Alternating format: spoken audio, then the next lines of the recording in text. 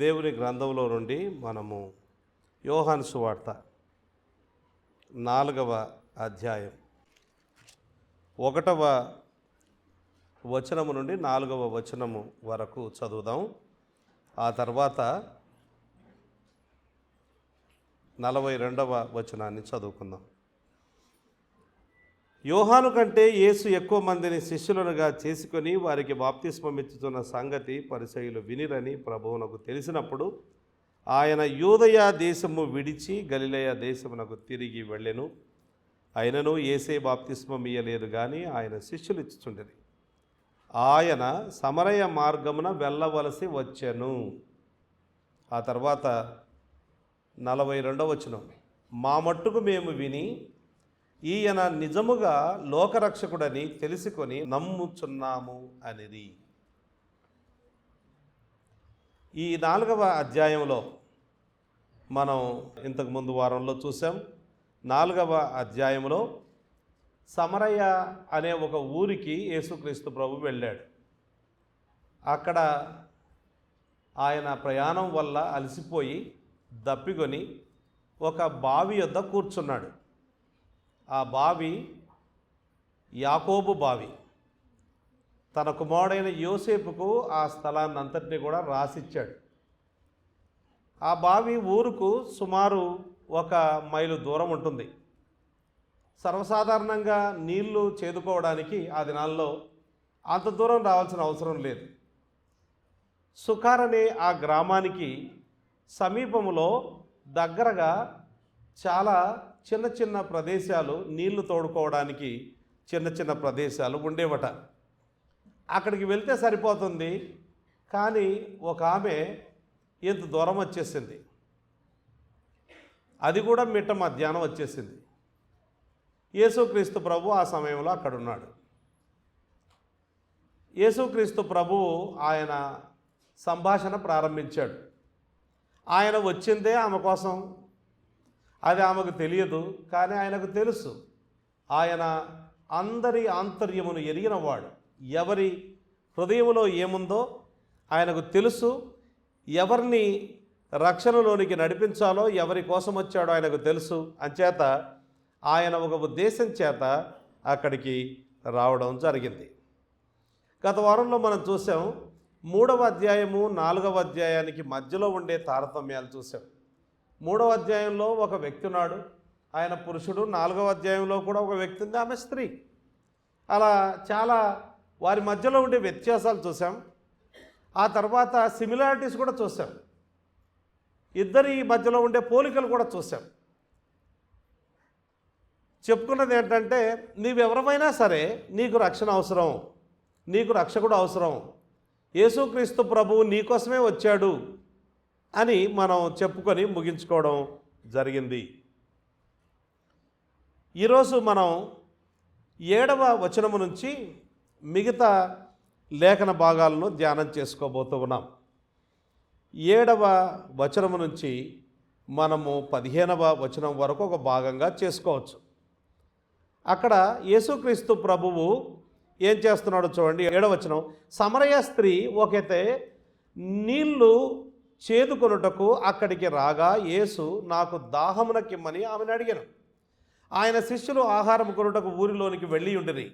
ఆ సమరయ స్త్రీ, యూదుడవైన నీవు సమరయ స్త్రీనైన నన్ను దాహమునకిమ్మని ఎలాగో అడుగుచున్నావు అని ఆయనతో చెప్పాను.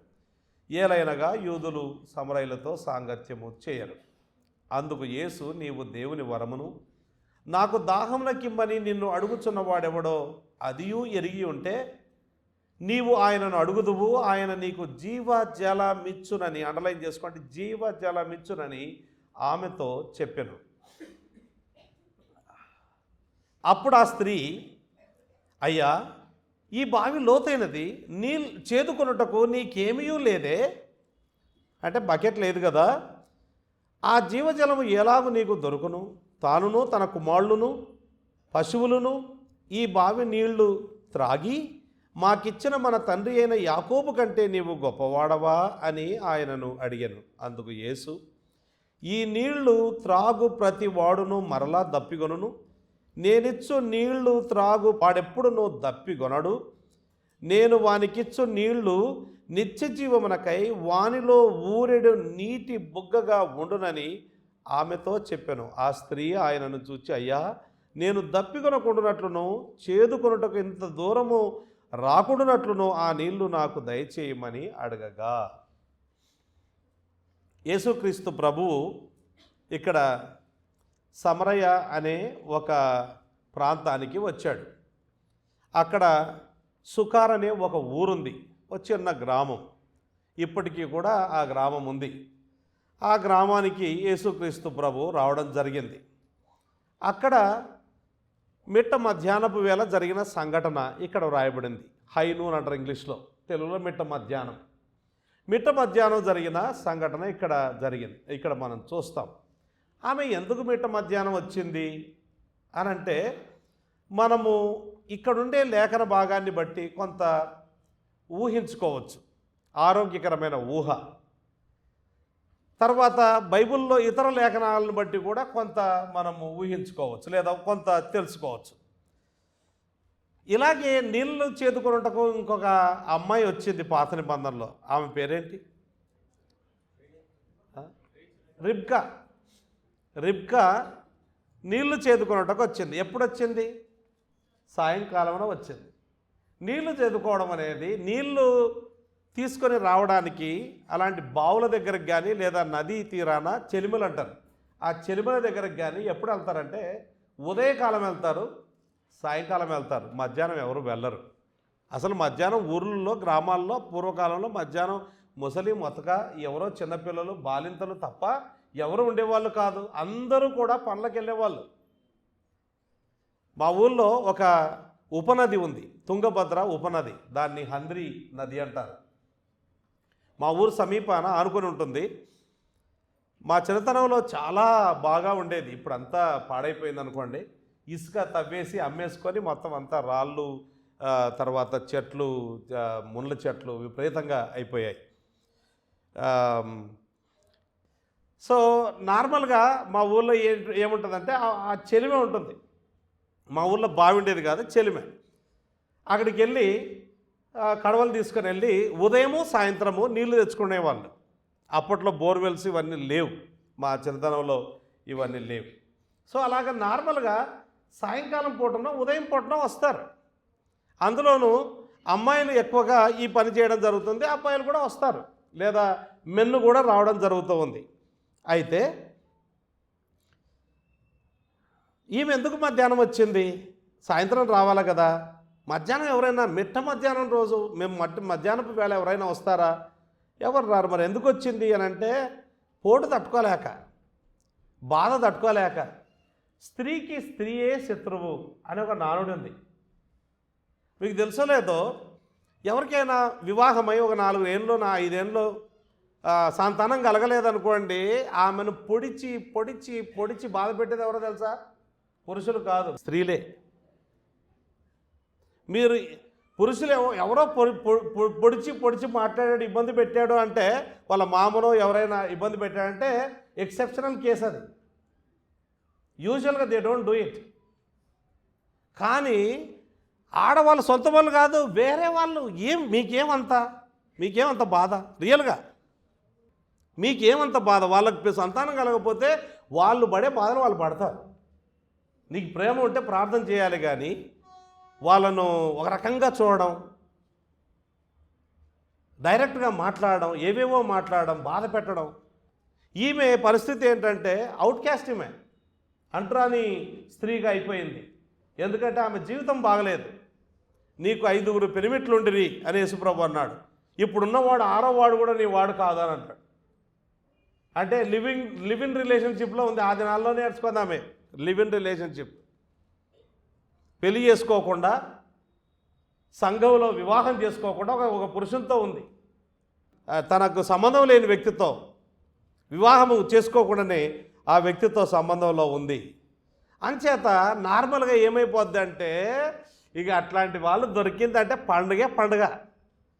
ఎత్తి పొడిచి చంపడానికి మాటలతో, కత్తిపోటు వంటి మాటలు కలవనిది కదా, అలాంటి మాటలతో ఎత్తి పొడిచి చంపడానికి బాగా అవకాశం దొరుకుతుంది. అందుకే కాబోలు ఆమె వద్దు, నేను ఇది భరించలేను, ఈ వ్యతిరేకత భరించలేను, ఈ అవమానం భరించలేను, దానికంటే ఎండ భరించడం. ఎండ అంటే అమెరికాలో ఉండే ఎండ అనుకుంటున్నారా హాయిగా, లేకపోతే యూరోపియన్ కంట్రీస్లో ఉండే ఎండ హాయిగా. వాళ్ళు ఎండ వస్తే సంతోషపడతారట, ఎండకు నల్లగా కావడానికి అని ప్రయత్నం చేస్తారట. మన దగ్గర ఉండే ఎండ ఎట్లుంటుందో అట్లనే ఇజ్రాయెల్ దేశంలో కూడా ఎండ ఉంటుంది. తట్టుకోలేము, ఎండాకాలం అయితే ఇంకా కష్టం. అదైనా భరిస్తాను కానీ ఈ మాటలు భరించలేను, మనుషులు నన్ను ఎత్తి పొడిచి చెప్పే ఈ మాటలు నేను విని భరించలేను అని అనుకొని ఆమె అలా వెళ్ళడం జరిగింది. ఆ టైంలో యేసుక్రీస్తు ప్రభు అక్కడున్నాడు. ఆయన ఆ సమాజంలో, ఆ సాంప్రదాయంలో, సంస్కృతిలో ఏ పురుషుడు చేయకూడని కార్యం, అందులోనూ ఏ రబ్బీ, ఏ బోధకుడు కూడా చేయకూడని కార్యం చేశాడు యేసుప్రభు. అలా మనుష్యుల యొక్క పారంపర్యములు అవి వాక్యానుసారంగా లేకపోతే వాటిని లెక్క చేయడు ఆయన. మనం కూడా లెక్క చేయకూడదు. పనికి మాలిన పారంపర్యములను మనము లెక్క చేయకూడదు. ఇది మా కల్చర్ అండి అంటే దాన్ని నీ కల్చర్ తీసేసి దిబ్బలో వేసేసాయి. పనికి మాలిన కల్చర్ ఎందుకు? పనికొచ్చే కల్చర్ ఉంటుంది మంచిది, అది ఫాలో అవుదాం. ఎవరి కల్చర్ అయినా ఫాలో కావచ్చు మనం, కానీ పనికి మాలిన కల్చర్లు ఫాలో కాకూడదు, తప్పుడు విషయాలు ఫాలో కాకూడదు. యేసుక్రీస్తు ప్రభువు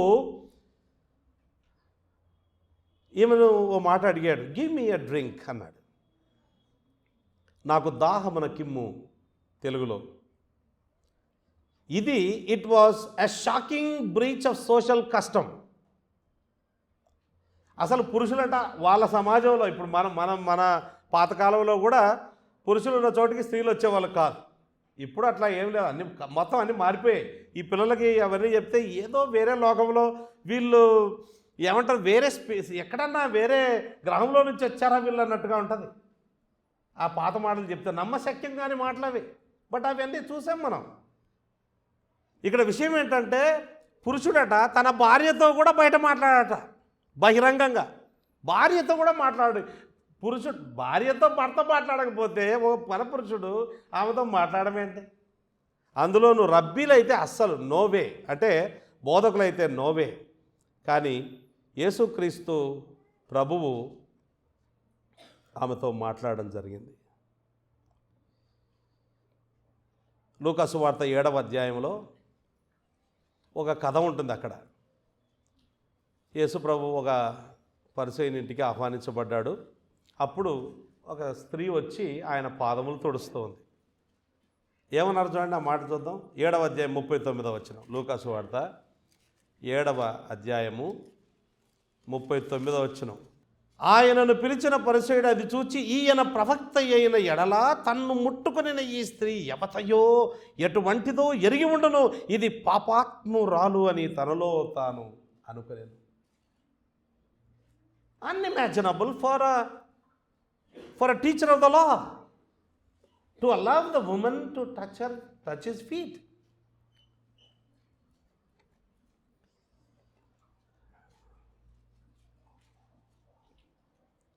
సర్వసాధారణంగా యూదులు సమరయులతో సాంగత్యం చేయరు అన్న మాట కూడా ఇక్కడ రాయబడింది, అది వాస్తవం. కానీ యేసుక్రీస్తు ప్రభు వాళ్ళ సాంప్రదాయాలన్నిటినీ కూడా పగబెట్టేశాడు. He broke all their barriers, taboos అన్నీ కూడా మొత్తం ఇక్కడ ఏమీ ఫాలో కావడం లేదు. ఆయన శిష్యులు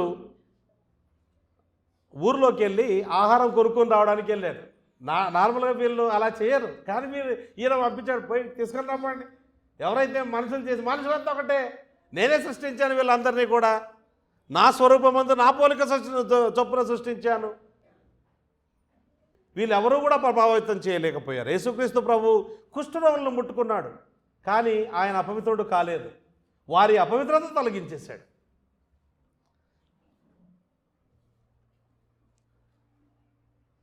రక్తస్రావ రోగం కలిగిన ఆ స్త్రీని పట్టుకున్నాడు. ఆయన అపవిత్రుడు కాలేదు, ఆమెను పవిత్రురాలుగా చేశాడు. ఆయనకేం కావు. యేసుక్రీస్తు ప్రభు దేవుడు. అయితే మానవుడుగా ఈ లోకానికి వచ్చినప్పుడు ఆయన వీటిలో ఏవి కూడా ఫాలో కాలేదు.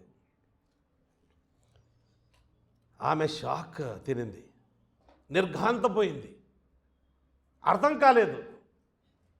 ఎవరో ఈ వ్యక్తి నన్ను అడగడం ఏంటి, నాకు దాహం నక్కిమ్మని ఆమెను అడిగితే ఆ తర్వాత మధ్యలో రాశారు ఓ మాట, ఆయన శిష్యులు ఆహారం కొనడానికి ఊరిలోనికి వెళ్ళి ఉంటుంది. ఆ సమరయ స్త్రీ, ఆమె పేరేంటో కూడా రాయలేదు, సమరయ స్త్రీ. యూదుడమైన నీవు సమరయ స్త్రీనైనా నన్ను దాహం నక్కిమ్మని ఎలాగో అడుగుతున్నావు?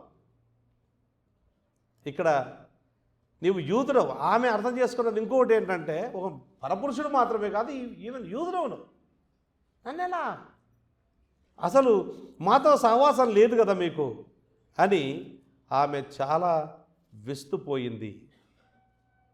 సమరయుల గురించి మనం కొంత చూద్దాం. ఓకే, ఎవరి సమరయులు అనేది నేను కొంత చెప్పాను. వాళ్ళు ఏమంటారు, రెండు వేరు జాతుల వారు కలిసినందువల్ల పుట్టిన వాళ్ళు, ఆంగ్లో ఇండియన్స్ టైప్లో అని మనం చెప్పుకోవడం జరిగింది. పాత నిబంధనలో ఎవరికైనా జ్ఞాపకం ఉందా?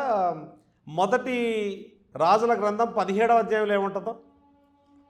మొదటి రాజులు 17లో 18లో ఏముంటుందో తెలుసా? ఏలియా జీవిత చరిత్ర ఉంటుంది, 17లో స్టార్ట్ అయింది. సో అది గుర్తుపెట్టుకోండి కొంచెం. మొదటి రాజుల గ్రంథం 17లో ఏలియా జీవిత చరిత్ర ఉంటుంది. అక్కడి నుంచి స్టార్ట్ అయింది. ఆయన కాకులు ఆయన దగ్గరికి వచ్చి ఆహారం తీసుకొని రావడము, ఇవన్నీ కూడా మనకు ఆ స్టోరీ అంతా కూడా ఏలియా జీవిత చరిత్ర కనబడుతుంది. ఇప్పుడు 2వ రాజులు 17లోకి వెళ్దాం, అట్లా గుర్తుపెట్టుకుందాం. ఓకే, 2వ రాజులు 17వ అధ్యాయము 23, 24 వచనాలు చదివితే మనకు ఈ సమరయులు ఎవరు ఏంటి అనేది అర్థమవుతుంది. ఓకే, 2వ రాజుల గ్రంథం 17వ అధ్యాయం 23, 24 చదువుకుందాం.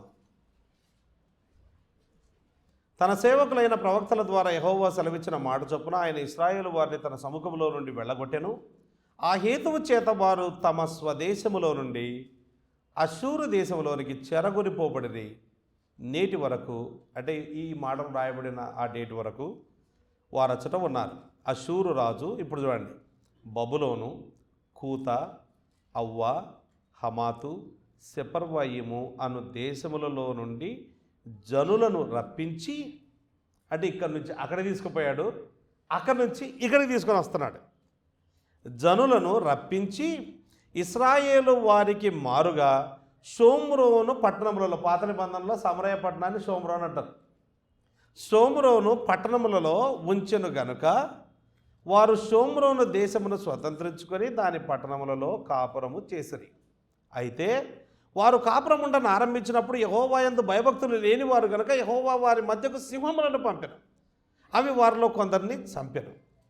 ఆ తర్వాత వాళ్ళు ఏం చేశారు అని అంటే, కొంతమంది ఈ దేవుణ్ణి ఎట్లా ఫాలో కావాలి అనే విషయాన్ని వారు తెలుసుకోవడం జరిగింది. రకరకాల దేవతలను వారు వెంబడించడం జరిగింది.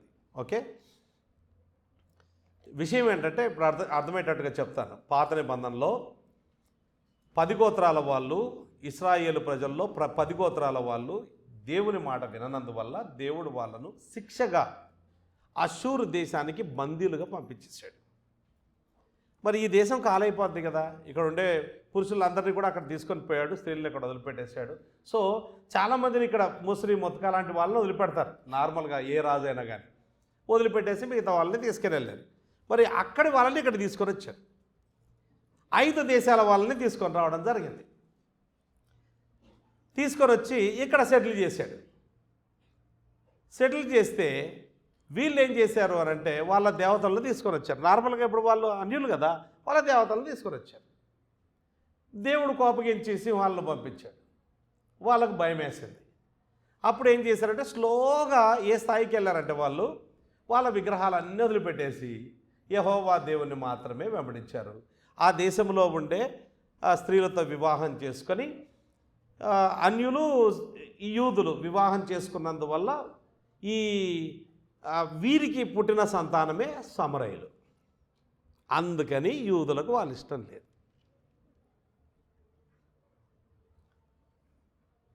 అయితే విచిత్రం చెప్తాను చూడండి.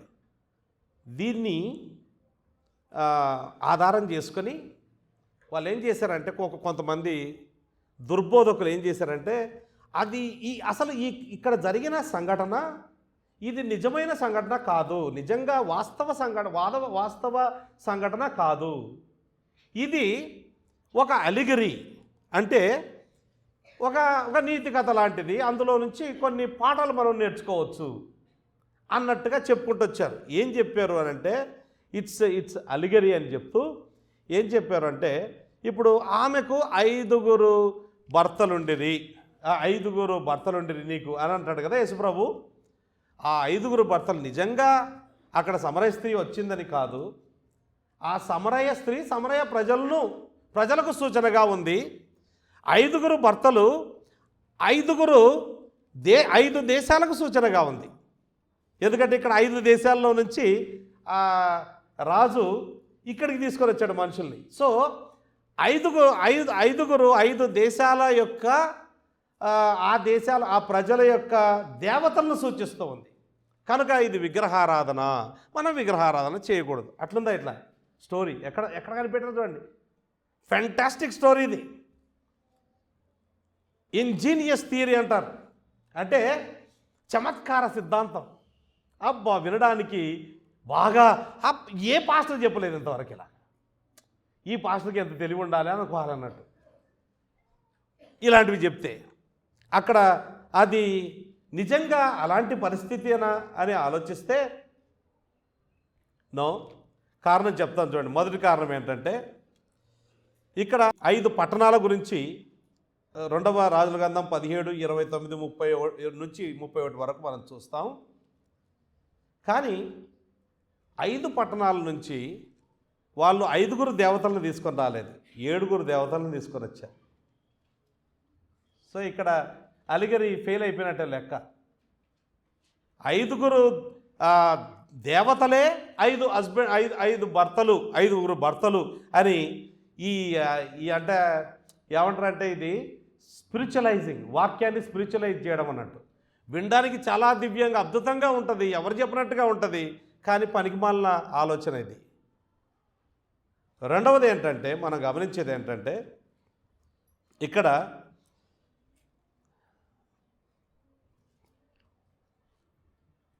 రెండవ రాజుల గ్రంథంలో ఒకరి తర్వాత ఒకరు ఫస్ట్ మొదటి దేవతను ఆరాధించారు, తర్వాత రెండవ దేవతను ఆరాధించారు, తర్వాత మూడవ దేవతను ఆరాధించారు అని ఉందా? లేదు. అందరిని ఒకటేసారి ఆరాధించారు. అంటే ఈమె ఏమన్నా ద్రౌపది, పాంచాలి, పంచభద్రిక అంటారు చూడండి, ఆ టైప్లో? No, the story doesn't say. ఆ విధంగా చెప్పట్లేదు స్టోరీ. మూడవది ఏంటంటే, మనం ఇక్కడ గమనించాల్సిన విషయం ఏంటంటే, వాళ్ళు చెప్పింది ఏంటంటే 5 భర్తలు 5 దేవతలను సూచిస్తూ ఉంది అని చెప్పారు. మరి 6వ వ్యక్తి యెహోవానట. మరి ఆ యెహోవా సక్రమంగా పెళ్లి చేసుకున్నాడా ఈమెను అంటే అక్రమంగా ఉన్నట్టుగా ఉంది యేసుక్రీస్తు ప్రభు. అందుకే ఆమెను వ్యభిచార స్త్రీ అన్నది. ఇప్పుడున్నవాడు కూడా నీవాడు కాదు అని అన్నాడు యేసుప్రభు. అంటే ఏంటంటే, పెళ్లి చేసుకోకుండా, పెళ్ళి అనేది సంఘములో అందరి ఎదుట చేసుకునేది. మేమిద్దరం లేచిపోయాం, అడవిలో పెళ్లి చేసుకున్నామంటే అది పెళ్ళి కాదు, అట్లుండదు. It's a social event. ప్రజలు రావాలి, అందరి ఎదుట, అందరి సమక్షంలో, సాక్షుల ఎదుట చేసుకోవాల్సిన కార్యం అది. రహస్యంగా చేసే కార్యం కాదు. ఎవరైనా అలా జీవిస్తూ ఉంటే మీది పెళ్ళి కాదు, మీది అక్రమ జీవితమే కానీ పెళ్ళి కాదు. పెళ్ళి అంటే బహిరంగంగా జరగవలసిన ప్రక్రియ. ఇక్కడ మరి ఎవరైనా రాస్తే, ఇప్పుడు రాసిన యోహాను యెహోవా దేవుణ్ణి అక్రమ భర్తగా పెడతాడా? ఎంత పనికిమాలిన సిద్ధాంతం అండి ఇది. సో ఇట్లాంటివి బైబిల్లో నమ్మనివాడు రకరకాలు ఇలాంటివి ఎన్నో తీసుకొని వస్తాడు. That's not true. It's a literal story. నిజంగా జరిగిన విషయము. యేసుక్రీస్తు ప్రభు ఆ ఊరికి వెళ్ళడం వాస్తవం, అక్కడ ఒక స్త్రీతో మాట్లాడడం వాస్తవం. ఆమె 5 పెనిమిట్లు ఇంతకుముందు ఉండేవాళ్ళు, వాళ్ళు నిజంగా ఒకరి తర్వాత ఒకరిని పెళ్లి చేసుకుందో ఏమో, తప్పేం లేదు. అలాగ వివాహం అయిన తర్వాత భర్త చనిపోతే లేదా భార్య చనిపోతే మరో పెళ్లి చేసుకోవచ్చు. మొదటి కొరింథీ పత్రిక 7వ అధ్యాయం ప్రకారము భర్త బ్రతికున్నంత వరకే, భార్య బ్రతికున్నంత వరకే ఏమంటారు, కట్టడకు ఆమె బద్దురాలు. తర్వాత వివాహం చేసుకోవచ్చు, వాక్యానుసారంగా తప్పేం లేదు. నేను ఇంతకుముందు చెప్పాను, ఎలిజబెత్ ఎలియట్ 5 మందిని చేసుకోండి, not all of them at once. ఒకరు చనిపోయిన తర్వాత ఇంకొకరిని. అది కాదు ఇక్కడ మాట్లాడేది. ఆమె కనీసం 6వ వ్యక్తి మాత్రం అక్రమ జీవితాన్ని జీవిస్తూ ఉంది. That she knows very clear. యేసుక్రీస్తు ప్రభు ఆ విధంగా ఆమెకు తెలియజేయడం జరిగింది. సో ఇక్కడ మనం గమనించేది ఏంటంటే, యేసుక్రీస్తు ప్రభు ఆమె దగ్గరికి రావడం జరిగింది. వచ్చి ఆమెను అడుగుతూ ఉన్నాడు, నీళ్ళు ఇవ్వమని అడుగుతూ ఉన్నాడు. యేసుక్రీస్తు ప్రభు చూడండి, అద్భుతమైన ఇవాంజలిస్ట్. సువార్త పరిస్థితిని బట్టి సువార్త చెప్పాలి. ఎప్పుడైనా వీధుల్లో సువార్త చేసేటప్పుడు నువ్వు ఎక్కడున్నావు దాన్ని బట్టి సువార్త చెప్పాలి. నేను చిన్నతనంలో ఉన్నప్పుడు మా నాన్న పాస్టరే కదా, సో మేము చిన్నపిల్లలంగానే సువార్తకు వెళ్ళేవాళ్ళం. వెళ్తే ఒక నీళ్ళ ట్యాంక్ దగ్గర నీళ్ళు పట్టుకుంటున్నారు సాయంత్రం పూట. అక్కడ సువార్త చెప్పిన వాళ్ళు నిత్య జీవజలముల గురించి మాట్లాడారు, వాటర్ గురించి మాట్లాడారు. అంటే కామన్ కాంటాక్ట్ అక్కడ స్టార్ట్ చేయాలి. కామన్గా ఉన్న విషయం ఏంటో స్టార్ట్ చేయాలి. స్టార్ట్ చేసి అక్కడి నుంచి స్పెసిఫిక్గా నువ్వేం చెప్పాలనుకుంటున్నావో దానికి ఇది ఈ సమాచారం లేదా ఈ కన్వర్జేషన్, ఈ సంభాషణ దానికి దారి తీయాలి. సో అల్టిమేట్గా సువార్త చెప్పడానికి దారి తీయాలి. సందర్భరహితంగా చెప్పకూడదు, సందర్భ సహితంగా చెప్పాలి. ఇక్కడ యేసుక్రీస్తు ప్రభు ఆయన దాహంగా ఉన్నాడు, కానీ నిజానికి చూస్తే సమరయ స్త్రీకి దాహం ఉంది. ఆధ్యాత్మికంగా ఆమెకు దాహం ఉంది, యేసు ప్రభువుకు భౌతికంగా దాహం ఉంది. అయితే ఈయన ఆమెకు నిత్య జీవజలం ఇవ్వడానికే అంటే రక్షణ ఇవ్వడానికే రావడం జరిగింది అన్న విషయాన్ని మనము గమనించాలి. యేసుక్రీస్తు ప్రభువు ఈమె దగ్గరికి వచ్చాడు, ఈ సమరయ స్త్రీ దగ్గరకు వచ్చాడు. ఆ దినాల్లో శకెములో నివసించే జనం మూర్ఖ జనమని లేదా తెలివి తక్కువ జనమని యూదులు చాలా హేళనగా మాట్లాడేవారు. కానీ అలాంటి వ్యక్తి దగ్గరికి the stupid people living at Shechem అని ఒక ఎక్లీసియాస్టికస్ అనే ఒక గ్రంథంలో రాశారు. యూదులు అట్లా అనుకునేవాళ్ళు. He came to the stupid people, he came to the outcast, అంటే అలాంటి పనికి మాలిన తెలివి మాలిన వాళ్ళు అని పిలిపించుకున్న వాళ్ళ దగ్గరకు వచ్చాడు. అంటరాని వ్యక్తి దగ్గరకు వచ్చారు. అందరూ ఎవరినైతే చూసి ఆడిపోసుకుంటారో, ఎవరి జీవితం అయితే సరిగ్గా లేదో, తన జీవితాన్ని చిరిగిపోయిన విస్తరాకులాగా చేసుకుందో అలాంటి వ్యక్తి దగ్గరికి యేసుక్రీస్తు ప్రభు వచ్చి ఆమెకు రక్షణ ఇవ్వడానికి ఆయన ఆమెతో మాట్లాడుతూ ఉన్నాడు అన్న విషయాన్ని మనం ఇక్కడ గమనించాలి. జీవజలం అని మాట్లాడుతూ ఉంటే మనం ఇంతకుముందు లాస్ట్ వీక్లో తెలుసుకున్నది ఏంటంటే, యేసుప్రభు మాట్లాడిన మాటలను అటువైపు ఆయన అపార్థం చేసుకున్నాడు. 3వ అధ్యాయంలో నికోదేము, ఇక్కడ ఈమె కూడా అపార్థం చేసుకుంది. ఆయన మాట్లాడేది ఒకటి, వీళ్ళు అర్థం చేసుకునేది ఒకటి. Message sent is not message received. వాళ్ళ సొంత ప్రతి ఒక్కరికి ఇప్పుడు ఎవరు మాట్లాడినప్పటికీ కూడా, మీరు నాతో మాట్లాడినా నేను మీతో మాట్లాడినా మనకంటూ ఒక స్క్రీన్ గార్డ్ ఉంటుంది, ఇలాగా వెంటనే స్క్రీన్ చేస్తుంది. దాన్నే అవర్ వరల్డ్ వ్యూ అంటారు. ఏది చెప్పినా మన వరల్డ్ వ్యూలో నుంచే మనం చూస్తాం. ఇప్పుడు ఉదాహరణకు అమ్మో నాకు దిష్టి తగిలింది అన్నారు అనుకోండి, మన వరల్డ్ వ్యూ వెంటనే అని ఇలా తిరుగుతుంది. మన వరల్డ్ వ్యూ ఏంటంటే I don't care such things, I don't believe in such things, it's all non sense, పిచ్చి ఆలోచనలు తప్ప అవేమీ లేవు, అవి నిజం కాదని అనుకుంటాం. అట్లాగే ఇక్కడ జీవజలము గురించి యేసుక్రీస్తు మాట్లాడుతూ ఉన్నాడు. జీవజలము అని అంటే ఏంటంటే salvation in all of its fullness, సమృద్ధి అయిన రక్షణ, అందులో పాపము నుంచి క్షమాపణ పొందుకోవడం ఉంది. విధేయత జీవితాన్ని జీవించడానికి కోరిక కలిగి ఉండడం, దేవుణ్ణి సంతోషపెట్టే, దేవుణ్ణి మహిమపెట్టే ఆ కోరిక అందులో నుంచే వస్తుంది.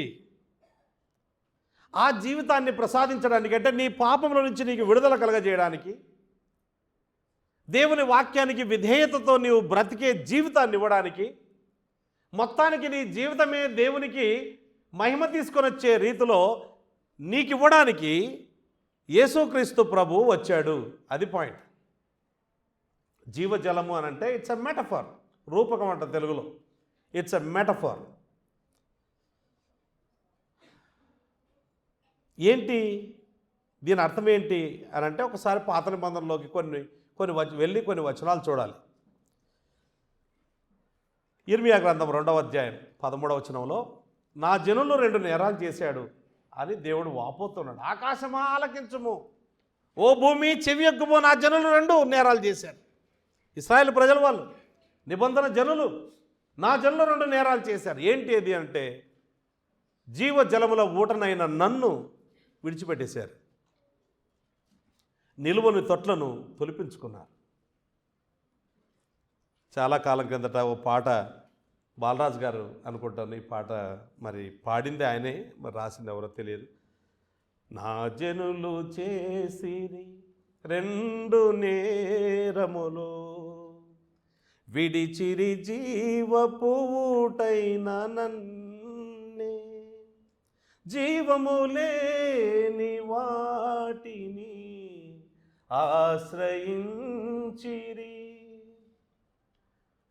దేవుడు వాపోతున్నాడు, ఆకాశమా ఆలకించుము, ఓ భూమి చెవియొగ్గుము, నా జనులు ఎలా ఉన్నారు. What is he talking about? He is talking about salvation. 17వ అధ్యాయము ఇర్మియా గ్రంథం 13వ వచనంలో కూడా అవే మాటలు మనకు కనబడతాయి. అవే మాటలు దేవుడు జీవజలముల ఊట అని కీర్తనకారుడు 36వ కీర్తన 9వ వచనంలో చెబుతాడు. యెషయా గ్రంథం 12వ అధ్యాయం 3వ వచనం చదువుకుందాం చూడండి. యెషయా గ్రంథం 12వ అధ్యాయం 3వ వచనం. కావున మీరు ఆనందపడి, అండర్లైన్ చేసుకోండి, రక్షణాధారములైన బావులలో నుండి నీళ్లు చేదుకొందరు. It's a metaphor. రక్షణాధారణమైన బావులలో నుండి నీళ్లు చేదుకుంటారు మీరు అని చెప్పడం జరిగింది. 55వ అధ్యాయంలో యెషయా గ్రంథం 1వ వచనంలో దేవుడు ఆఫర్ ఇస్తూ ఉన్నాడు, పిలుస్తూ ఉన్నాడు. చూడండి 55వ అధ్యాయము 1వ వచనంలో, దప్పికొనిన వారలారా నీళ్ల యొద్దకు రండి, రూకలు లేని వారలారా మీరు వచ్చి కొని భోజనము చేయుడి. దప్పికొనిన వారలారా నీళ్ల యొద్దకు రండి. ఈ నీళ్లు ఏంటి, మామూలు నీళ్ళ? ఇక్కడ అలంకార భాష ఇది. బైబిల్ చదివేటప్పుడు ఇది అలంకార భాషనా, అక్షరార్థమైన మాటనా అనేది మనము సందర్భాన్ని బట్టి చూస్తే అర్థమైపోద్ది. యేసుక్రీస్తు ప్రభు అన్నాడు, I'm the door of the sheep అన్నాడు. అంటే యేసుక్రీస్తు ప్రభు చెక్క డోరా? కాదు, అది అలంకార భాష. అది తెలుగులో తర్జుమా చేయడానికి వీలు కాలేదేమో, కానీ ఏమని రాశారంటే, నేను ద్వారమును, గొర్రెల ద్వారమును నేనే అని రాశారు. I'm the way, which is the meaning, not the exact translation. It's only meaning. So ఇక్కడ దేవుడు చెబుతూ ఉన్న మాట అసలు బైబిల్లో కొత్త నిబంధనలోనికి కూడా వస్తే, కొత్త నిబంధనలో చివరి పుస్తకంలో చివరి అధ్యాయాల్లో, అంటే 21వ అధ్యాయంలో ఈ విధంగా రాయబడింది. చూడండి 6వ వచనం చదువుదాం. 21వ అధ్యాయము 6వ వచనం. మరియు ఆయన నాతో ఇట్లా, నేను సమాప్తమైనవి నేనే ఆల్ఫయు ఒమేగయు, అనగా ఆదియు అంతమునై ఉన్న వాడను, దప్పికొను వానికి, అండర్లైన్ చేసుకోండి, జీవజలముల బుగ్గలోని జలమును నేను ఉచితముగా అనుగ్రహించను. దప్పికొనిన వారికి ఇవి అందుబాటులో ఉంటాయి. 22వ అధ్యాయం 17వ వచనం. ఆత్మయు పెండ్లి కుమార్తెయు రమ్ము అని చెప్పుచున్నారు, వినువాడును రమ్ము అని చెప్పవలేను. దప్పికొనిన వానిని రానిమ్ము, ఇచ్చేయించు వానిని జీవజలమును ఉచితముగా పుచ్చుకొననిమ్ము. From the beginning till the end of the Bible, God is offering living water to his people.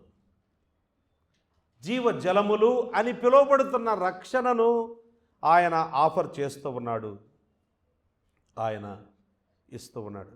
ఇస్తూ ఉంటే ఆమె అంటది, అయ్యా నీ దగ్గర ఏమీ లేదే, అంటే జీవజలములు అంటే ఊట ఎక్కడో లోతుల్లో ఉంటుంది, మీరు అలాంటిది ఏమైనా తీసుకొని రావాలంటే నీకేం లేదు కదా, ఎట్లా అంటూ, యాకోబు కంటే గొప్పవాడవా నీవు అని ఆ విధంగా అన్నది. ఎక్స్పెక్టెడ్ ఆన్సర్ ఏంటంటే అబ్సల్యూట్లీ నాట్ అని అర్థం. ఆమె మనసులో you are not greater than our father Jacob. యాకోబు యూదులకు సమరయులకు ఇద్దరికీ కూడా పితరుడు. ఇద్దరు ఆ విధంగా భావించేవారు, ఇద్దరు గౌరవించేవారు.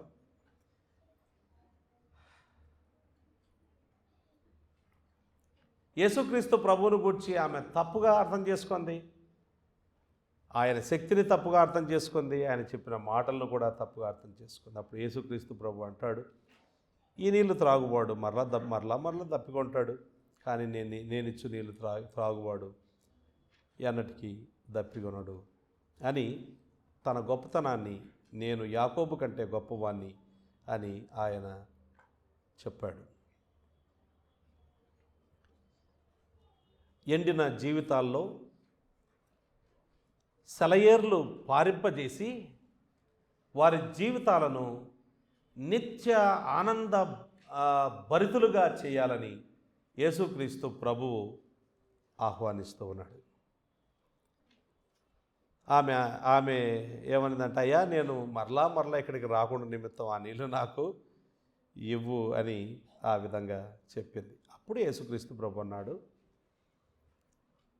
Go call your husband and come back అన్నాడు. నీవు వెళ్ళి నీ భర్తను తీసుకొని రా అని అన్నాడు. అక్కడ మొత్తం స్టోరీ వేరే మలుపు తీసుకుంటూ ఉంది. యేసుక్రీస్తు ప్రభు ఈ విధంగా అంటూ ఉన్నాడు, నీవు వెళ్ళి నీ పెనిమిటిని 16వ వచనం పిలుచుకొని ఇక్కడికి రా. మళ్ళీ రావాలి, నీ పెనిమిటిని పిలుచుకొని మళ్ళీ ఇక్కడికి రావాలి అని చెప్పగానే ఆమె వెంటనే షార్ట్ సర్క్యూట్ చేద్దాం అనుకుంది. మొత్తం అంతా తొందరగా కట్ చేయాలా ఇది అన్న ఉద్దేశం చేత ఆమె వెంటనే అనేది, నాకు పెనిమిటి లేడు అంటే అంతటితో ఆగిపోద్దేమో అని అనుకుంటే, యేసు ఆమెతో, నాకు పెనిమిటి లేడని నీవు చెప్పిన మాట సరియే. యేసు అందరి ఆంతర్యమును ఎరిగినవాడు. ఆయనకు ఎవరిని గూర్చి చెప్పాల్సిన అవసరం లేదు, ఆయనకు అన్నీ తెలుసు. సరియే అంటూ, నీకు 5 పెనిమిట్లుండేది, ఇప్పుడు ఉన్నవాడు నీ పెనిమిటి కాడు, సత్యమే చెప్పితివనెను. అప్పుడు ఆమె అంటుంది, అప్పుడు ఆ స్త్రీ, అయ్యా నీవు ప్రవక్తవని గ్రహించుచున్నారు అని మొత్తం ఇంకో టాపిక్ ఆయన ప్రవక్త అయితే మరి ఈ విషయం గురించి అడుగుదామని ఇంకో టాపిక్ ఎత్తడం జరిగింది. ఇక్కడ మనం నేర్చుకునే పాఠం ఏంటంటే, బాగా అర్థం చేసుకోవాలి, ప్రజలు ఉన్న దగ్గరికి మనం వెళ్ళాలి. కట్టుబాట్లను, అనవసరమైన కట్టుబాట్లను మనము పట్టించుకోకుండా మనం సువార్త చెప్పడానికి వెళ్ళాలి. అనవసరమైన కట్టుబాట్లు, అవి దేనికి పనికిరాని కట్టుబాట్లు. మన దేశంలో అట్లా మూఢనమ్మకాలు ఎన్నో ఉండేవి. ఇప్పుడు ఇంకా మళ్ళీ వెనక్కి వెళ్ళిపోతున్నారా మనుషులు అన్నంతగా పాడైపోతున్నారు. చదువు ఎక్కువైపోయింది, మూఢనమ్మకాలు ఎక్కువైపోయాయి. చదువు వస్తే మూఢనమ్మకాలు పోతాయని అందరూ విద్యావేత్తలు చెప్పుకుంటూ వచ్చారు. విద్యాజ్యోతి వెలిగించండి, ఈ మూఢనమ్మకాల చీకటి తొలగిపోతుంది అని చెప్పారు. ఇప్పుడు మూఢనమ్మకాలు విపరీతమైన స్థాయికి చేరుకుంటూ ఉన్నాయి. We don't have to follow any of those things. మనుషులున్న చోటికి మనం వెళ్ళాలి, అది కష్టమైనా మనం వెళ్ళాలి. అక్కడికి ఎవరు వెళ్ళకపోయినా మనం వెళ్ళాలి. అలాంటి ప్లేసెస్కు మనమే వారితో మాట్లాడాలి, మనమే సంభాషణ ప్రారంభించాలి. ఒకవేళ వారు ప్రారంభిస్తే మంచిది, but otherwise our purpose is to lead that person to Christ. Yesu ప్రభు దగ్గరికి నడిపించడమే మన ఉద్దేశం. కనుక ఆ దిశగా మనము ప్రయత్నం చేయాలి. అలా చేసే దాంట్లో భాగంగా ఫస్ట్ థింగ్ మనం ఏం చేయాలి అని అంటే, మనిషి పాపి అనేది రుజువు చేయాలి. ఇప్పుడు యేసుక్రీస్తు ప్రభు ఆ పనిలో ఉన్నాడు. ఇక్కడ ఈమె పాపి అని రుజువు చేసే పనిలో యేసుక్రీస్తు ప్రభు ఉన్నాడు. ఆ విషయాన్ని మనం మర్చిపోకూడదు. బైబిల్ గ్రంథంలో ఈ విధంగా రాయబడింది. చూడండి, కొన్ని మాటలు చూద్దాం త్వరగా. గలతీ పత్రిక 3వ అధ్యాయం 22వ వచనం. 3:22, క్రీస్తు యేసునందలి విశ్వాస మూలముగా కలిగిన వాగ్దానము విశ్వసించు వారికి అనుగ్రహింపబడినట్లు లేఖనము అందరినీ పాపములో బంధించెను. మినహాయింపే లేకుండా. యేసుక్రీస్తు ప్రభు ఆయన స్పెషల్, అది వేరే. No human being, just human beings తల్లిదండ్రులకు పుట్టిన ఎవరు కూడా మినహాయించబడకుండా అందరినీ లేఖనము పాపములో బంధించి వేసింది. అందరినీ పాపంలో బంధించి వేసింది. Scripture hath concluded all under sin. What is the conclusion of the scripture? All are under sin. రాజైన సొలొమోను ప్రార్థన చేస్తూ ఆ ప్రార్థనలో ఆయన ఈ విధంగా చెప్పాడు. మొదటి రాజుల గ్రంథం 8వ అధ్యాయం చూడండి. 8వ అధ్యాయము 46వ వచనం. పాపము చేయని వాడు ఒకడునూ లేడు. పాపము చేయని వాడు ఒకడునూ లేడు. అంతే చాలు మనకు. ఒక్కడైనా ఉన్నాడా అంటే ఒక్కడు కూడా లేడు. కీర్తనల గ్రంథం 14వ కీర్తన 1వ వచనాన్ని చదువుకుందాం. 14వ కీర్తన 1వ వచనం. దేవుడు లేడని బుద్ధిహీనులు తమ హృదయములో అనుకొందురు. వారు చెడిపోయిన వారు అసహ్య కార్యములు చేయుదురు. మేలు చేయువాడొకడునో లేడు. క్లియర్గా ఉందా అండి? 143వ కీర్తన చదువుకుందాం. 2వ వచనం. 143 2వ వచనం తీసుంటే చదవచ్చు. నీ సేవకునితో వ్యాజ్యమాడకము. సజీవులలో ఒకడును నీ సన్నిధిని నీతిమంతుడుగా ఎంచబడడు. ఒక్కడంటే ఒక్కడు కూడా నీ సన్నిధిని నీతిమంతుడుగా ఎంచబడడు. యెషయా గ్రంథం 53:6 మనకు తెలుసు. మనమందరము గొర్రెల వలె త్రోవ తప్పిపోతుమి. అందరము గొర్రెల వలె త్రోవ తప్పిపోతుమి. మనలో ప్రతివాడు తనకిష్టమైన త్రోవకు తొలగెను అని వ్రాయబడింది. 1 యోహాను 1:10 మనలో పాపం లేదని మనం చెప్పుకుంటే మనమే అబద్ధికులుగా చేసుకుంటాం. దేవుణ్ణి కూడా అబద్ధికునిగా చేస్తాం. ఎందుకు ఈ మాటలు చెప్పాల్సి వస్తుందంటే ఇట్ ఈస్ అసలు సువార్త పరిచర్యలో సువార్త వెర్రితనంగా ఎందుకు అనిపిస్తుంది? సువార్త డిస్టేస్ట్ఫుల్గా ఎందుకుంటుంది? టేస్ట్ ఎందుకు ఉండట్లేదు అని అంటే నువ్వు పాపి అని చెప్తే మనసుకు ఇష్టం లేదు. ఘోరమైన పాపి అందులోను అని చెప్తే అసలే ఇష్టం లేదు. 1960లోనే ఒక ఆయన పుస్తకం రాశాడు. What ever happen to sin అనే ఒక పుస్తకం. ఇంతలా పుస్తకం what ever happen to sin. పాపానికి ఏమైంది? అప్పుడే మర్చిపోయారంట పాపం. యూరోపియన్ కంట్రీస్లో పాపులు లేరు, అంత మంచోళ్ళే ఉన్నారు. అంత మంచోళ్ళే. యూరోప్లో అయితే ఇంకా మంచోళ్ళు ఉన్నారు. మంచోళ్ళు ఉన్నారా? What ever happen to sin. ఆ తర్వాత what ever happen to hell కూడా మర్చిపోయారు. ఇవంతా డిస్టేస్ట్ఫుల్ టీచింగ్స్. ఇవి ఇష్టం లేదు. కానీ ఇవి లేకుండా సువార్త లేదు. Go call your husband. నీవు వెళ్ళి నీ భర్తను తీసుకొని రా అన్నాడు. నాకు భర్త లేడు. 5 పెనిమిట్లు ఉండేవాడు. ఇప్పుడున్నవాడు కూడా నీ పెనిమిటి కాదు. You are living in wretched life అని యేసుక్రీస్తు ప్రభు ఆమె పాప జీవితాన్ని ఆమెకు చూపిస్తూ ఉన్నాడు. ఇది చాలా ఒక వైద్యుడు అవసరమైన శస్త్రచికిత్స చేయడం ఎంత అవసరమో ఆయన వైద్యుడు అనుకుంటున్నాడు అనుకో. వీళ్ళు డాక్టర్లు నేను చీమకు కూడా హాని చేయనండి. అమ్మో కత్తి పట్టుకొని నీ కడుపు కోయడమా లేదా గుండె కోయడమా లేకపోతే ఇంకోటి అమ్మో నేను చేయను అమ్మో నేను చీమకు కూడా హాని చేయను. కాబట్టి నువ్వు బాగున్నావు, మంచిగున్నావు, నీకేం ప్రాబ్లం ఉంది, కాలు విరగలేదు, చెయ్యి విరగలేదు, అబ్బబ్బబ్బబ్బో నీ అంత ఆరోగ్యంగా ఎవరూ లేరు అని డాక్టర్ దగ్గరికి వెళ్తే అలా అడుగు చెప్పారనుకోండి. ఎవరైనా వెళ్తారా డాక్టర్ దగ్గరికి? Nobody will go. కానీ అలాంటి బోధకుల దగ్గరికి అయితే ఉవ్వెత్తున ఎగసిపడుతూ వెళ్ళిపోతున్నారు. భలే ఉంది అబ్బబ్బబ్బా ఏం బాధరా ఇది అని వాళ్ళ దగ్గరికి పరిగెత్తుకొని వెళ్తూ ఉన్నారు. సెల్ఫ్ డిసెప్షన్ అంటే ఇదే. నిన్ను నీవు మోసం చేసుకోవడం, ఎవడో మోసం చేయడం కాదు. Never do that in the gospel preaching. You must prove first of all మనిషి పాపి అని రుజువు చేయాలి అని అంటే ధర్మశాస్త్రం వలన పాపమనగా ఎట్టిదో తెలియపరచబడుచున్నది.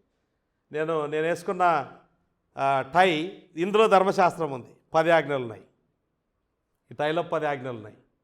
ఈ 10 ఆజ్ఞల వెలుగులో ఎవరు పరీక్షించుకున్నా అందరు ఫెయిలే. రోమా పత్రికలో అపోస్తలుడైన పౌలు 1వ అధ్యాయంలో మొత్తం మనుషులందరూ ఏ భేదం లేకుండా అందరూ కూడా పాపం చేశారు అని కాంప్రహెన్సివ్గా రాయడం జరిగింది. Man is incurably sick spiritually there is only one hope and the hope is the Lord Jesus Christ. ఈయన లేకుండా ఇంకో హోప్ లేదు అని వారికి తెలియజేస్తూ ఉన్నాడు. ఈ 3 అధ్యాయాలు చదివితే రోమపత్రికలో 3 రకాలైన పాపులు కనపడతారు. 1వ అధ్యాయంలో నీచమైన పాపి కనపడతారు. నీచమైన వాడు. నీచుడు అంటే చాలా ఘోరమైన పదం తెలుసా తెలుగులో? నీచమైన పాపి. 2వది నైతిక పాపి, మోరల్ సిన్నర్. అంటే ఈయన ఎవరంటే అబ్బా చాలా మంచి పనులు చేస్తున్నాడు. భూదానం, గోదానం, అన్నదానం, వస్త్రదానం, ఇవన్నీ చేస్తూ అందరి దృష్టిలో చాలా మంచివాడు, మంచిది, ఈమె మంచిది. అసలు అబ్బా ఎంత భక్తి పర్రాలో, పరలోకంకి ఈమె కాకపోతే ఎవరు పోతారు అన్నట్టుగా ఉంటారు అన్నట్టు. అలాంటి వాళ్ళు ఏం చేస్తున్నారంటే తమ సొంత ప్రయత్నం మీద ఆధారపడుతూ ఉన్నారు.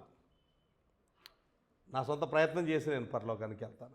అట్లాగైతే గలతీ పత్రిక చెప్తుంది, you are a cursed person already because you have to follow everything, every jot and tittle. Nobody follows that. ప్రతి సున్నా పొల్లు ఫాలో కావాలి. ఫాలో కాకపోతే నువ్వు already gone case. You are already a cursed person, శపింపబడిన వాడు. God standard is perfection. 100కి 100 మార్కులు తెచ్చుకుంటావా? ఎవరు తెచ్చుకోలేరు. 2వది ఏంటంటే కొంతమంది ఏం చేస్తారంటే మరి మనుషులం కదండి, కొంచెం స్థాయి తగ్గించాలి, అప్పుడప్పుడు అబద్ధం చెప్పచ్చు. 100 అబద్ధాలు ఆడైనా పెళ్లి చేయాలని సామెత పెద్దలు ఊరికే చెప్పారంటారా? కనుక పెళ్ళప్పుడు అబద్ధాలు ఆడచ్చు, అప్పుడప్పుడు అబద్ధాలు చెప్పచ్చు అని కొంచెం స్టాండర్డ్ దించామనుకోండి, కనీసం దాన్నన్నా ఫాలో అవుతావా? స్టాండర్డ్ దించేసావు, కొంచెం దించి దాంట్లో 100 మార్కులు తెచ్చుకోగలుగుతావా? Nobody can do that. Everybody is a sinner. ప్రతి ఒక్కరూ ఘోరమైన పాపులు అన్న విషయాన్ని మనము గమనించాలి.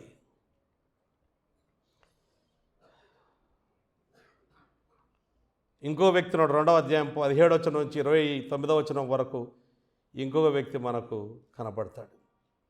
ఆ వ్యక్తిని మనం ఏం చెప్పుకోవచ్చు అని అంటే నామకార్థ క్రైస్తవుడు అని చెప్పుకుందాం మన భాషలో. నేను బాప్తిసం తీసుకున్నానండి. మా నాన్న పేరు అబ్రహాం, మా అమ్మ పేరు శారా, మా తాతల కాలం నుంచి మేము క్రిస్టియన్స్. అసలు నేను పుట్టినప్పుడే నాకు తిలకరింపు బాప్తిసం ఇచ్చారు. లేదా కొంతమంది మన్నాటి సంఘాల్లోనైతే కొంచెం వయసు రాగానే వయసు వచ్చింది కదా బాప్తిసం తీసుకోక పెళ్ళి ఎప్పుడు చేసుకుంటాం, మరి బాప్తిసం తీసుకోకపోతే యు ఆర్ డిస్క్వాలిఫైడ్. కనుక పెళ్లి కోసం బాప్తిసం తీసుకొని ఆ విధంగా కొంతమంది ప్రోత్సహిస్తుంటారు. అలా తీసుకున్నా అయిపోయిందండి. That kind of people. Paul says no, gone case, you are gone. నీవు అవన్నీ నేను రక్షించవు, నీ సొంత పర్ఫార్మెన్స్ రక్షించదు, యేసుక్రీస్తు ప్రభువే రక్షిస్తాడు అన్న విషయాన్ని ఇక్కడ చాలా స్పష్టంగా తెలియచేస్తూ ఉన్నాడు. అయితే యేసుక్రీస్తు ప్రభు ఒక మాట చెప్పి నేను ముగిస్తాను. ఆమెతో అన్నాడు, go call your husband and come అన్నాడు. Go call your husband and come. నీ భర్తను పిలుచుకొని రా అన్నప్పుడు ఆమె మనసాక్షిని ఆయన టచ్ చేశాడు. తిరిగి రమ్మన్నప్పుడు ఆమె హృదయాన్ని టచ్ చేశాడు.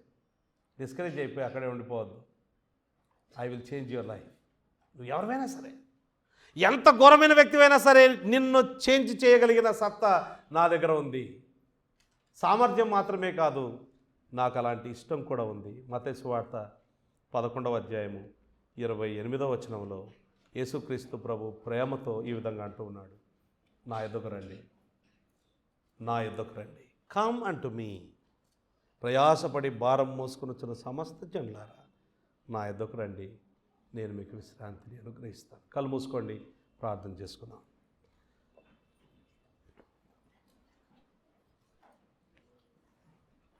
రక్షణ పొందని వారు మీ పాపస్థితిని గుర్తించి ఇప్పుడే ప్రభు అయిన యేసు నిన్ను పిలుస్తూ ఉండగా నీవు పాపివని గుర్తించి నీ పాపము విషయమై పశ్చాత్తాపపడి ప్రభు అయిన యేసు దగ్గరికి రా. ఆయన నీ జీవితాన్ని మారుస్తాడు. కాగా ఎవడైనా క్రీస్తునందున ఎడలవాడు నూతన సృష్టి, పాతవి గతించే సమస్తం కర్తమయ్యాయి. అంత మాత్రమే కాదండి, యేసు ప్రభుని నమ్ముకున్న మనము ఈ స్టోరీలో, ఈ జరిగిన యథార్థమైన సంఘటనలో మనం నేర్చుకునే పాఠం ఏంటి అని అంటే మనము సువార్త చెప్పాలి, మనం ప్రజల యొద్దకు వెళ్ళాలి. వారు మన యొద్దకు రావడం కాదు, మనమే ప్రజల యొద్దకు వెళ్ళాలి. వస్తారు కొన్ని సందర్భాల్లో, వారు కూడా మన దగ్గరకు వస్తారు, కానీ జనరల్గా మనం ప్రజల యొద్దకు వెళ్ళాలి.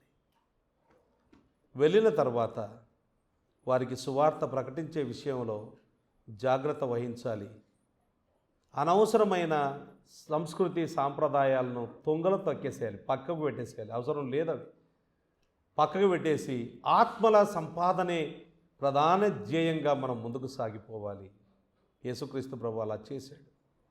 అంత మాత్రమే కాదు, మనం సువార్త ప్రకటించేటప్పుడు మానవుడు పాపి, ఘోరమైన పాపి, పాపము ద్వారా నరకం వస్తుంది, నిత్య నరకాగ్నికి పాత్రుడు పాత్రురాలనే విషయాన్ని స్పష్టంగా మనం తెలియజేయాలి. ఆ తర్వాత రక్షకుని ప్రేమ పిలుపు వివరించాలి. సువార్త చెప్దాం. విశ్వాసులమైన మనం మరింతగా దిశగా ముందుకు సాగిపోదాం. దేవుడి మాటలు మన కొరకే దీవించునుగాక. ఆమేన్. ప్రభువా, మరొకసారి మీకు వందనాలు చెల్లిస్తూ ఉన్నాము. ఈ ఉదయకాలపు వేళ మీ సన్నిధికి వచ్చి మిమ్మల్ని స్తుతిస్తూ ఉన్నాం. మీ సన్నిధికి వచ్చి మిమ్మల్ని ఆరాధించే భాగ్యం ఇచ్చినందుకు, ప్రభువులలో పాలు పొందే భాగ్యం ఇచ్చినందుకు మీకు వందనాలు. సమరయ స్త్రీ వృత్తాంతంలో మేము నేర్చుకున్న పాఠాలను బట్టి మీకు వందనాలు. వాటిని మేము వెంబడించి మీ అడుగుజాడల్లో నడుచుకునేటట్లు సహాయం చేయండి. ప్రభు అయిన యేసుక్రీస్తు సువార్త చేసిన విధానంలో మేము కూడా సువార్త చేసేటట్లు కృప చూపించండి. ఆయనలాగా మేము సర్వజ్ఞులము కాదు, కానీ లేఖనాలు ఉన్నాయి, అవి చదువుకొని విషయం తెలుసుకొని ఏం చెప్పాలో అన్న విషయాన్ని గమనించి అది మనుషులను బాధపరిచినప్పటికీ కూడా అది వారికి నిత్యక్షేమాన్ని కలగజేస్తుంది అని ప్రేమతో ఆ సత్యాన్ని ప్రకటించేటట్లు సహాయం చేయండి. మీరే మమ్మల్ని అందరి సువార్త పనిలో మరింతగా వాడుకొని దీవించమని ప్రార్థిస్తూ ఉన్నాం. చేరువచ్చిన మమ్మల్ని అందరినీ కూడా క్షేమమిచ్చి మా ఇండ్లు పంపించమని యేసుక్రీస్తు ప్రభు పేరట స్తుతించి ప్రార్థించి అడిగి వేడుకుంటున్నాము తండ్రి. ఆమేన్. తండ్రి కుమార శుద్ధాత్మకును దగు స్తుతి మహిమలు కల్గుగాక. తండ్రి కుమార శుద్ధాత్మకును దగు స్తుతి మహిమలు కల్గుగాక. ఆదిని ఇప్పుడు ఎల్లప్పుడు నైనట్లు యుగములనౌనామే. అండియు చాహించి పాడుదము, రక్షణ దుర్గము మన ప్రభువే. మన పరమ తండ్రి అయిన దేవుని ప్రేమ, మన ప్రభు అయిన యేసుక్రీస్తు కృప, పరిశుద్ధాత్మ దేవుని అన్యోన్య సహవాసం మనకందరికీ ఇప్పుడు ఎల్లప్పుడు సదాకాలము తోడై ఉండునుగాక. ఆమేన్. క్రైస్తవులు అందరికీ వందనాలు.